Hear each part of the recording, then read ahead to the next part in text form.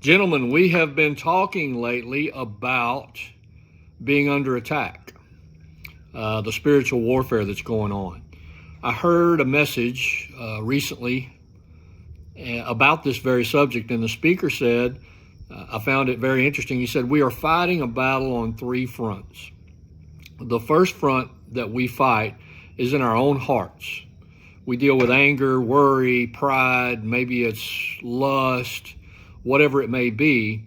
All of us are fighting some sort of battle in our own hearts. And if we cannot get control or take control of this battle, we can't move on to the next two fronts where we're under attack effectively.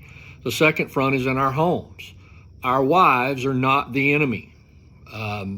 Sometimes the real enemy manipulates circumstances to make it appear to us that our wife is the enemy, or to her that we are the enemy, but we're not. Those circumstances are being manipulated by the evil one.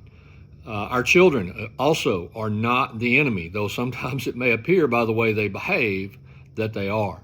Once we understand that it's the circumstances being manipulated by the true enemy, then we can deal better with, more rationally, with the problems within our own homes.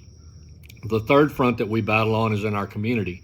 That's not necessarily your town, it could be. Our community is our work, our church, our extended family, anything that's outside of our home where we have interaction with other human beings. That's our community. And many attacks come from there, particularly our workplaces, often our church, unfortunately.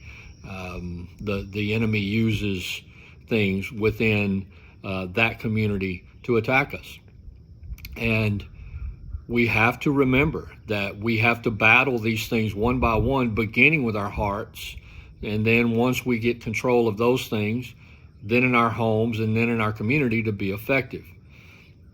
James, the brother of Jesus, writes in his book in the 4th chapter in verse 7, he says, resist the devil and he will flee from you. That's not a suggestion. It's a promise that he will. Oftentimes, though, the issue that we have is that we don't read the verse right before that and the verse right after that. Right before he says resist the devil, he says submit therefore to God. Resist the devil and he will flee from you. And then he says in verse 8, draw near to God and he will draw near to you. Now, most of you are first responders in this group. Many of you have been in the military, some of you both. So you understand the necessity to submit to leadership. A battle cannot be won individually. There has to be a group effort. That's the way these things work.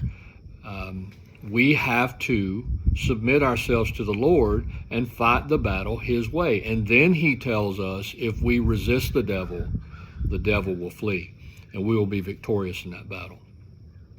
Just wanted to leave that with you. Have a great week, guys. I am here to fight for you. If you had anything going on, just give me a call, shoot me a text. Happy to pray for you. Prayed for everyone by name this morning, just like I always do, lifting you up to the Lord. Go out there and get them. And remember, we got to step up.